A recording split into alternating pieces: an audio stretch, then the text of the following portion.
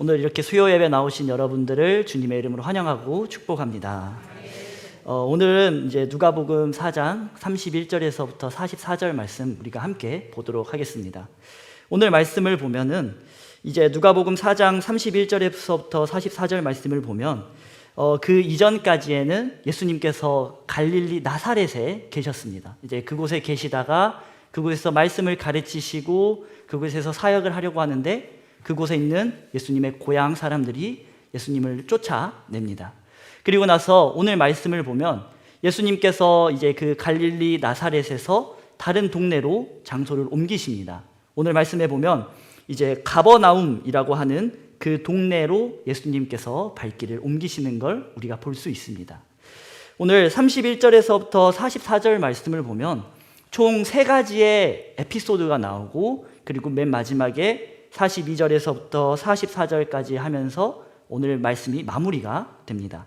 3가지 에피소드를 보면은 먼저는 예수님께서 회당에서 귀신을 쫓아내시는 그 이야기가 먼저 기록이 돼 있고, 두 번째는 이제 시몬의 장모가 열병을 앓고 있는데 그 열병을 치유하시는 그 에피소드가 기록돼 있고, 마지막으로는 예수님을 찾아온 여러 병자들을 치유하시는 그런 사건이 총 3가지 사건이 오늘 말씀에 기록이 돼 있습니다. 우리가 하나씩 그 사건을 한번 보도록 하겠습니다. 먼저 예수님께서 갈릴리 나사렛에서 이제 갈릴리 가버나움으로 이제 발길을 옮기십니다. 그리고 나사렛에서 그러하셨던 것처럼 가버나움에 가셔도 안식일에 회당을 찾으시고 그 회당에서 말씀을 가르치시는 내용을 우리가 볼 수 있습니다. 예수님께서 그곳에서 말씀을 가르치시고 그곳에서 예수님의 말씀을 들은 사람들의 반응이 그 가르치심에 매우 놀랍니다. 그러면서 그 이유에 대해서 이제 32절 말씀을 보면은 그들이 그 가르침에 놀라니 이는 그 말씀이 권위가 있음이러라 라고 그렇게 기록하고 있습니다. 말씀 되시는 예수 그리스도께서 그 말씀을 가르치시니 이제까지 많은 사람들이 그 말씀을 해석하고 가르치려고 했지만 그 말씀들과는 전혀 다른 그 말씀의 권위가 그 회당 가운데 임하는 것을 우리가 볼 수 있습니다. 다른 이들이 전하는 말씀과는 어떻게 보면 차원이 다른 그 말씀이 그 회당 가운데 선포됩니다. 우리가 나누고 전하는 말씀에도 보면 한계가 있을 수밖에 없습니다. 그렇기 때문에 우리가 말씀을 보면은 같은 본문인데도 불구하고 10년 전에 목사님들이 설교하셨던 그 내용과 뭐 더 길게는 20년 전에 그리고 지금 현재 설교하는 그 내용을 해석하는 그것들이 조금씩 상이하게 달라지는 것들을 우리가 옛날 설교들을 들어보면 지금 설교와 비교했을 때 그런 차이점을 우리가 알 수가 있습니다. 100% 이 성경 말씀을 보면서 100% 이 말씀은 100% 이거에 대한 내용이다라고 그렇게 단정지어서 이야기할 수가 없습니다. 그렇게 우리는 여러 가지 성경적인 상황을 고려해서 이제 말씀을 전하기 전에 그 말씀에 대해서 공부를 하고 이제 설교자가 앞에서 설교를 합니다. 뭐 말씀이 쓰여진 시기에 대해서 설교자들은 미리 공부를 하기도 하고 말씀이 쓰여진 그 배경 그리고 저자에 대해서 공부를 하기도 합니다. 그리고 무엇보다 저자가 글을 쓴 목적이 무엇일까라는 그것을 공부를 하고 그리고 가장 중요한 하나님께서 이 저자에게 왜 이런 말씀을 쓰게 하셨을까라는 그것에 집중을 합니다. 앞서 보았던 것처럼 나의 지식이나 나의 경험을 가지고 말씀을 보는 게 아니라 그것을 최대한 배제하고 하나님께서 온전히 말씀하시고 싶으신 게 무엇일까라는 이것에 집중을 하며 말씀을 연구하고 그리고 그 연구한 말씀을 바탕으로 이제 앞에서 설교를 합니다. 그렇게 때로는 성경학자들마다도 이 성경 같은 본문을 보고서도 이해하는 방식들이 조금씩 다른 그런 모습들도 있습니다. 해석하는 그런 입장이나 견해에 대해서 차이가 보이기도 합니다. 왜냐하면 우리는 그 성경을 쓴 직접적인 그 성경을 쓴 저자가 아니기 때문에 여러 가지 성경의 본문들과 상황들을 보고 왜 무슨 목적을 가지고 이 성경 말씀을 썼는지 하나님께서 이것들을 기록해 하셨는지 우리는 해석을 해야 될 필요가 있기 때문입니다. 그렇기 때문에 어떻게 보면 추측과 예상을 바탕으로 그렇게 설교 말씀을 전합니다. 그러나 그냥 마냥 추측과 예상이 아닌 확신에 최대한 가까워지기 위해서 확신에 가까운 그런 해석을 통해서 말씀을 이 앞에서 전하게 됩니다. 그러나 예수님이 전하시는 말씀은 그런 수준의 말씀이 아니십니다. 추측이나 예상이 아닌, 어떻게 보면 확신에 가까운 추측이 아닌 정확히 확신을 가진 그 확신의 가르침을 예수님께서는 그 회당 가운데서 말씀을 전하십니다. 왜냐하면 예수님께서는 누구보다 하나님 아버지에 대해서 잘 알고 계시기 때문입니다. 누구보다 하나님의 뜻을 잘 알고 계시고 하나님의 계획을 잘 알고 계시는 분이 예수 그리스도이시기 때문입니다. 그리고 이 기록된 말씀, 이 성경의 말씀은 바로 예수 그리스도에 대해서 기록된 말씀이기에 이 말씀에 대해서 예수님보다 더 잘 알고 있는 사람은 그 누구도 없을 것입니다. 그러면서 예수님께서는 그곳 회당에서 말씀을 가르치십니다. 예수님께서 말씀을 선포하실 때 회당에서 한 사건이 발생합니다. 예수님이 회당에서 말씀을 가르치고 계실 때 그 회당에 더러운 귀신 들린 사람이 소리를 지르기 시작을 합니다. 우리가 여기서 경각심을 가지고 받아들여야 할 것은 귀신이 어디에 언제 나타났는지 우리는 경각심을 가지고 말씀을 바라봐야 합니다. 오늘 말씀을 보면 그 더러운 귀신 들린 사람이 소리를 지르기 시작한 그 장소와 그 시간은 회당에서 예수님께서 말씀을 가르치실 때 그 더러운 귀신이 소리 지르기 시작합니다. 지금으로 따지면 이 교회 가운데 그러한 귀신의 역사들이 일어나는 그 상황을 우리가 오늘 말씀을 통해서 볼 수 있습니다. 예전에 우리 교육부 아이들이 4층에서 이제 막 놀면서 그런 게임, 맨 처음에는 그게 만화였던 것 같은데, 만화가 하나가 유행했던 만화가 있었습니다. 그 요괴 아파트인가? 신비 아파트. 제가 정확히 모르겠는데 신비 아파트라고 이제 요괴들이 나오는 그런 만화가 있었습니다. 근데 이제 그 만화를 아이들이 엄청 좋아하고 많이 즐겨 보다 보니 그 관련된 게임도, 이제 휴대폰 게임도 등장을 했습니다.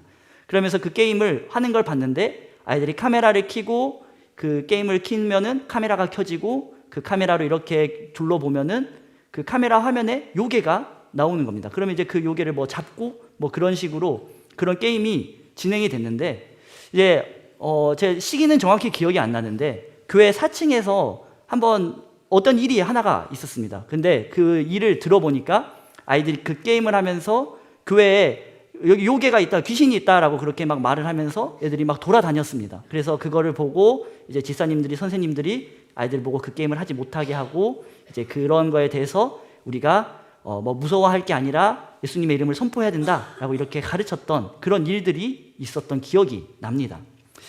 그런데 지금 생각해 보니 이 일이 그냥 마냥 아이들의 어떠한 해프닝 정도로, 그냥 아이들이 어떠한 놀이 정도로 우리가 쉬쉬하고 넘어갈 것이 아니라는 걸 우리가 오늘 말씀을 통해서 알 수 있습니다. 교회에서도 얼마든지 귀신의 역사가 나타날 수 있습니다.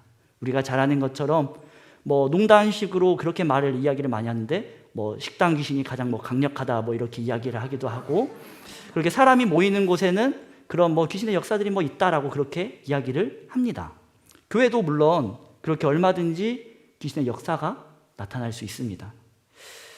교회가 거룩한 곳일까요? 그건 아무도 모르는 겁니다. 교회의 주인이 예수 그리스도시라면 그 교회는 거룩한 곳입니다.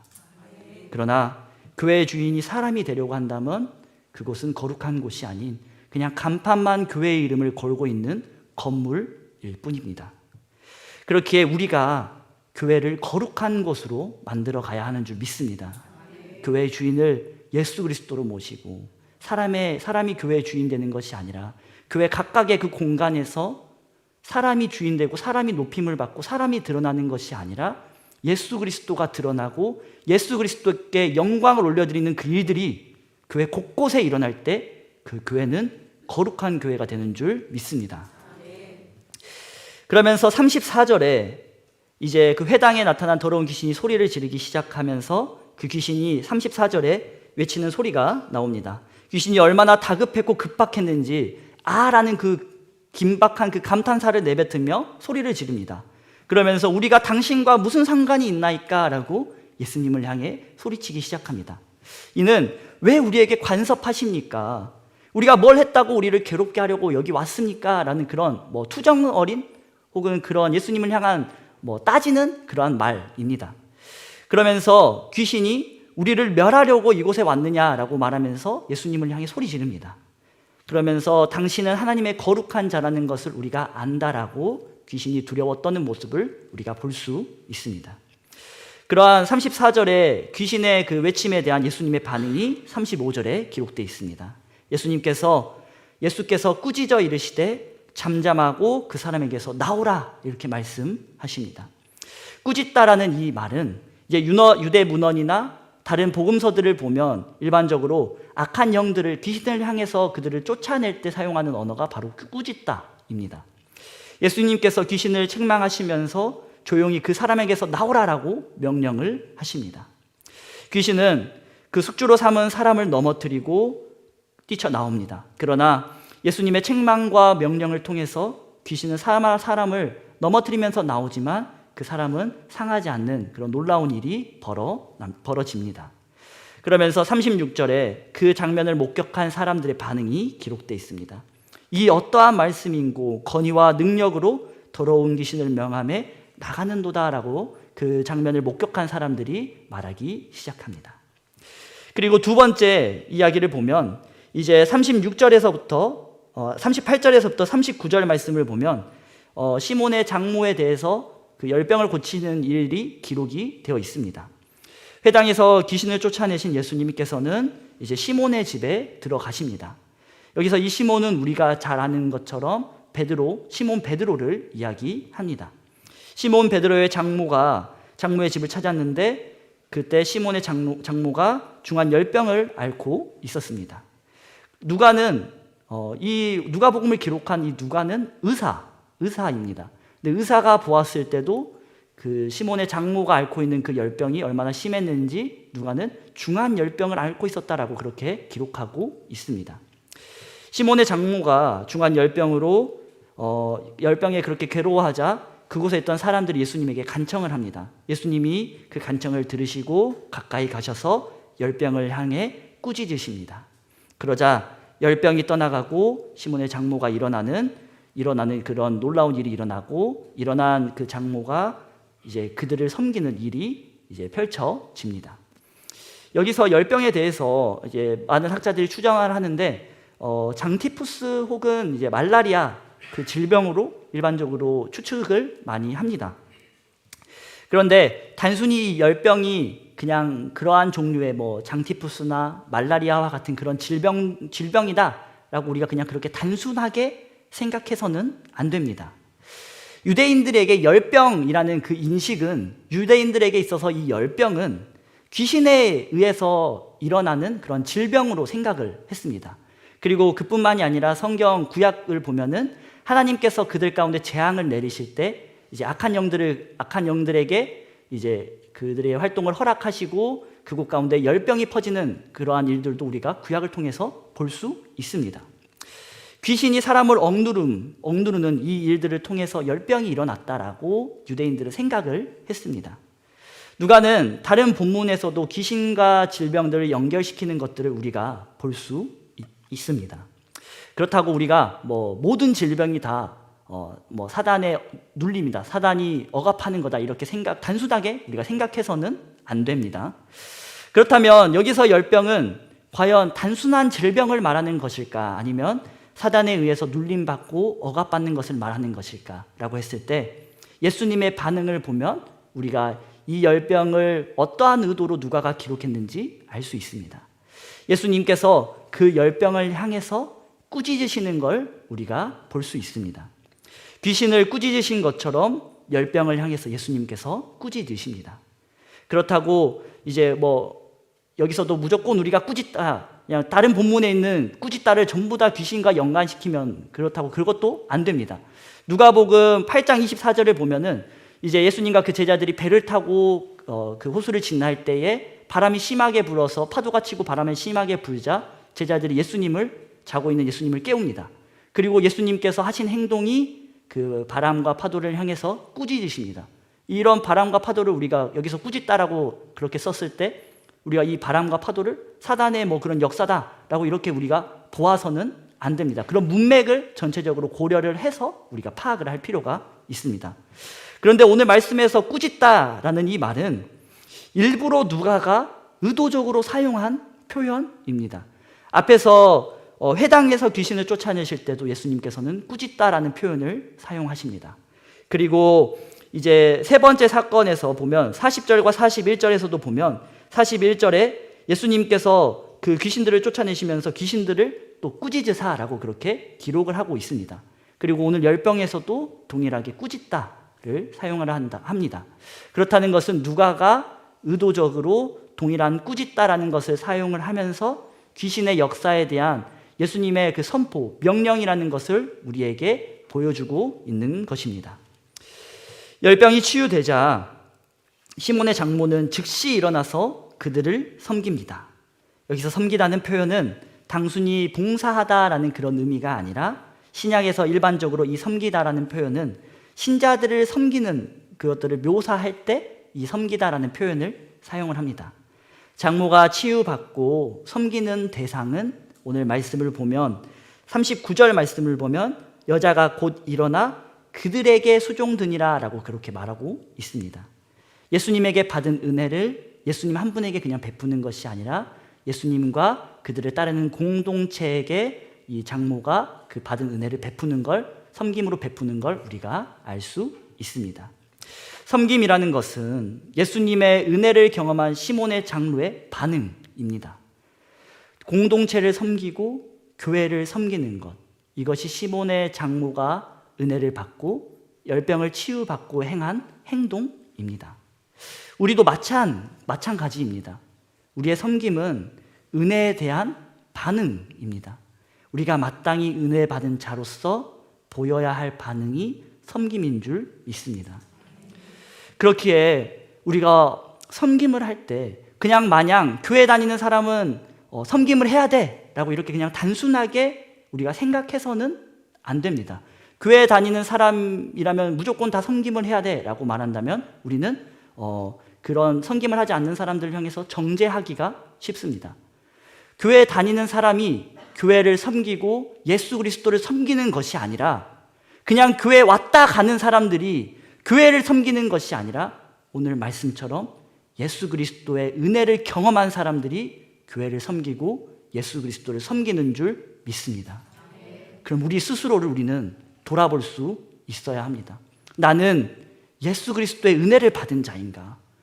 나는 예수 그리스도의 은혜를 경험한 자인가? 우리 스스로는 돌아봐야 되고 내가 은혜 받은 자라면 마땅히 그 앞에 섬김으로 우리의 반응을 보여야 할 줄 믿습니다.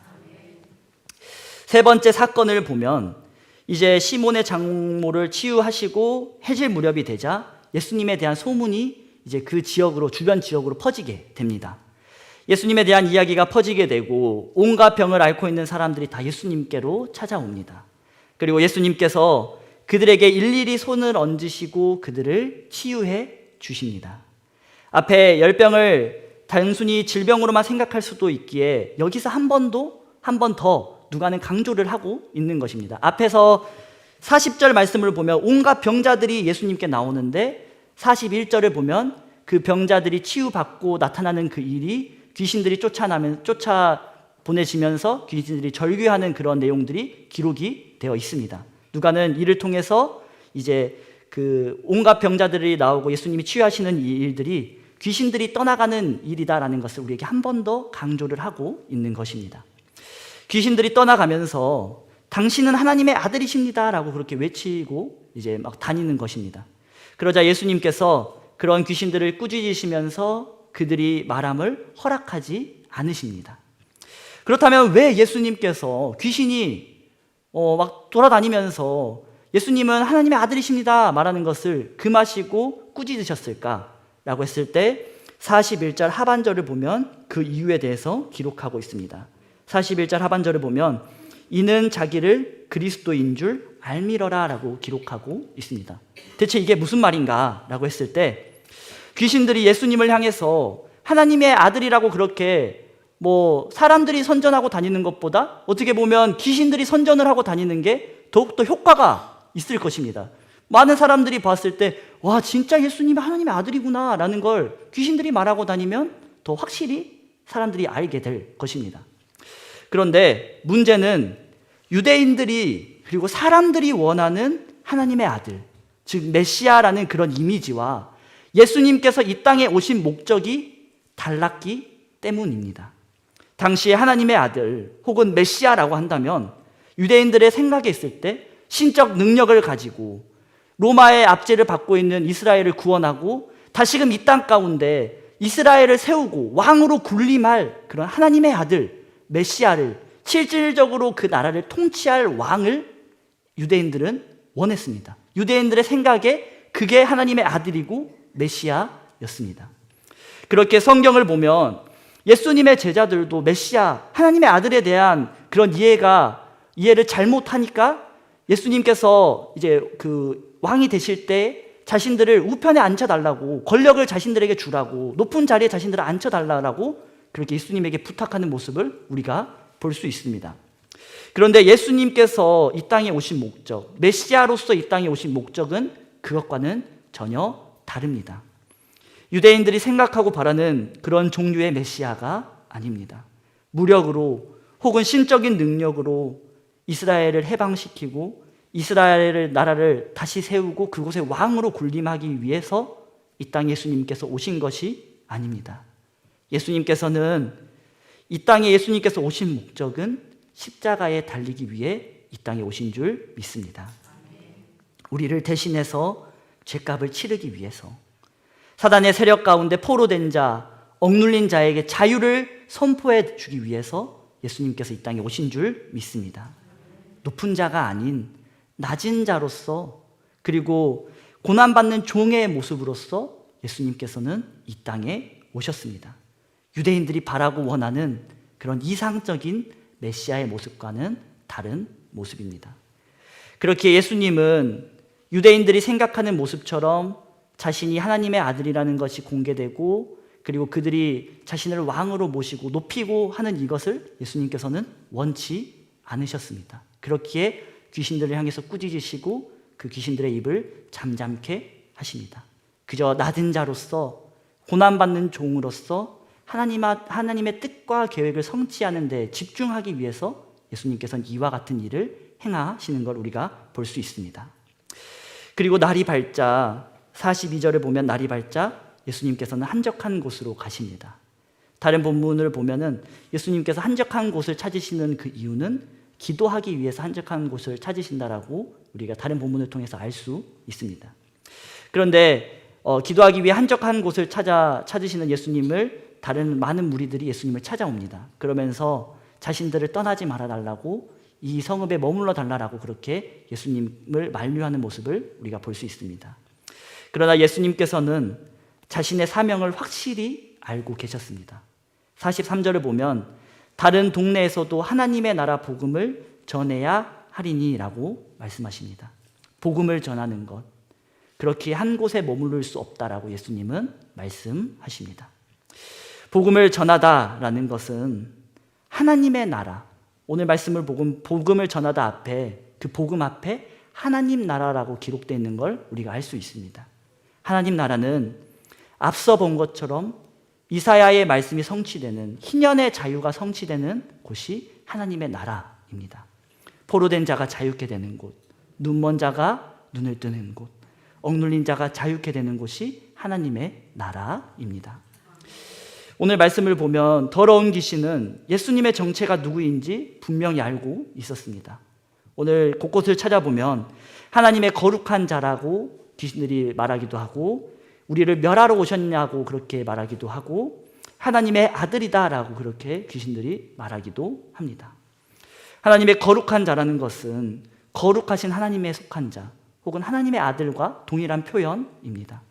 세상과 구별되는 거룩하신 분이라고 귀신들은 이야기를 하고, 그러면서 이 거룩하신 하나님, 하나님의 아들이라는 이 표현은 하나님의 보내심을 받고 거룩한 영, 성령의 기름 부음을 받고 이 땅에 하나님의 뜻과 계획을 성취하기 위해서 오신 분이라는 것을 말하고 있습니다. 반대로 하나님의 나라를 이 땅 가운데 성취한다는 것은 반대로 귀신의 세력을 파괴하고 귀신의 권세를 무너뜨리는 그러한 일입니다. 그렇게 귀신들이 우리를 멸하러 오셨습니까? 라고 그렇게 두려워 떠는 걸 우리가 볼 수 있습니다. 광야에서 예수님께서 시험을 받으실 때는 사단과의 그 전쟁에 대한 예고편과 같았습니다. 그러나 이제 본격적으로 예수 그리스도께서 귀신의 세력을, 사단의 나라를 공격하시는 그 일들이 펼쳐지게 됩니다. 귀신의 세력은 언제나 인간을 억누르고 종속시키고 가두고 억압하려고 합니다. 여러 가지 방법으로 귀신은 우리를 억압하려고 합니다. 직접적으로 우리를 억압하기도 하고, 감정을 통해서 우리를 억압하려 하기도 하고, 정신을 통해서 혹은 세상을 어지럽히는 그러한 방식들을 통해서 우리들을 억압하려고 합니다. 세상은 점점 귀신 같은 건 없다라고 말합니다. 귀신은 교묘하게 자기 자신을 감추고 교묘하게 자기 자신을 드러냅니다. 귀신은 그냥 영화나 드라마에서나 나오는 거야 라고 사람들이 인식하게끔 귀신은 만듭니다. 그러나 우리가 분명히 알아야 할 사실은 귀신은 존재한다는 것입니다. 그럴수록 우리는 육신의 눈이 아닌 영적인 눈으로 세상을 바라보고 모든 것들을 바라볼 수 있어야 하는 줄 믿습니다. 그런 귀신의 세력에 벗어나기 위해서, 사단의 속박에서 자유를 우리가 누리기 위해서 오늘 말씀은 하나님의 나라가 선포돼야 된다라고 말합니다. 무엇을 통해서? 복음, 즉 하나님의 말씀을 통해서 하나님의 나라가 성취되고, 그 하나님의 나라가 성취될 때 죄에서 우리가 자유케 되고 사단에게서 우리가 자유케 되는 줄 믿습니다.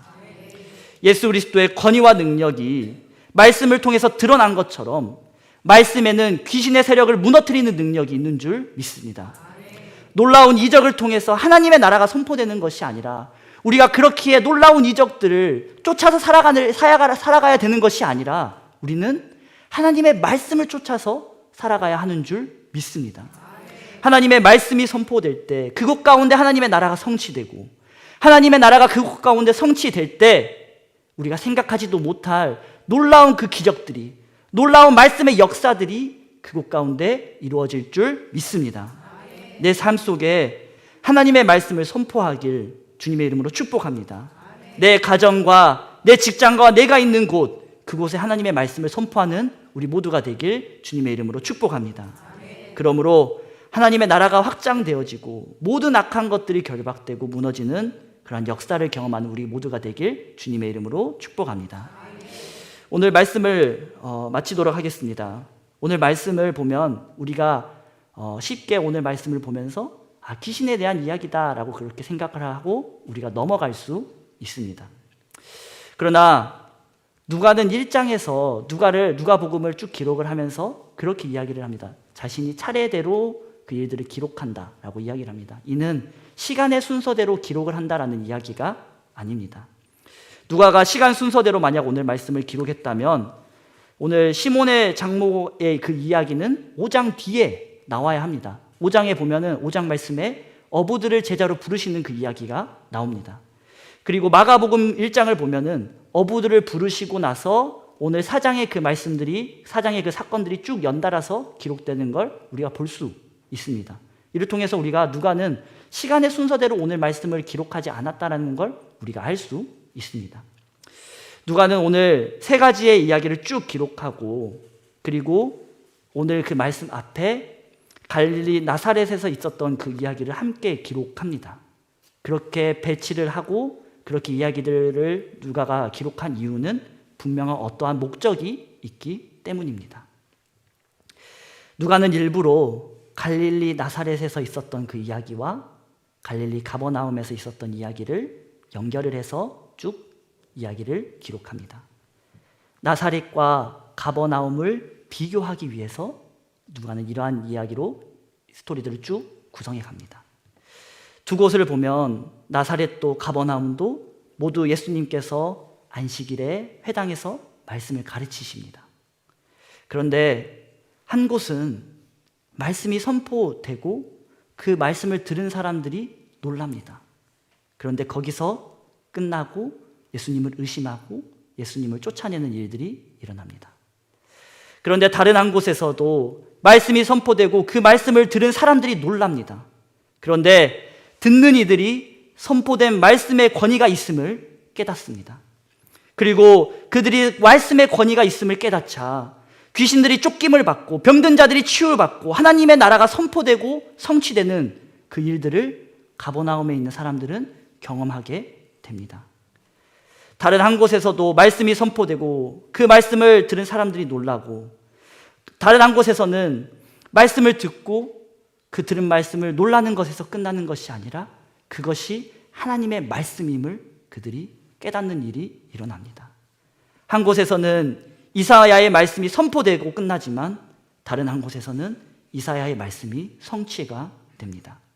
포로된 자가 자유케 되고 눈먼 자가 보게 되고 억눌린 자가 자유케 되는 그 희년의 자유를 한 곳은 경험하게 됩니다.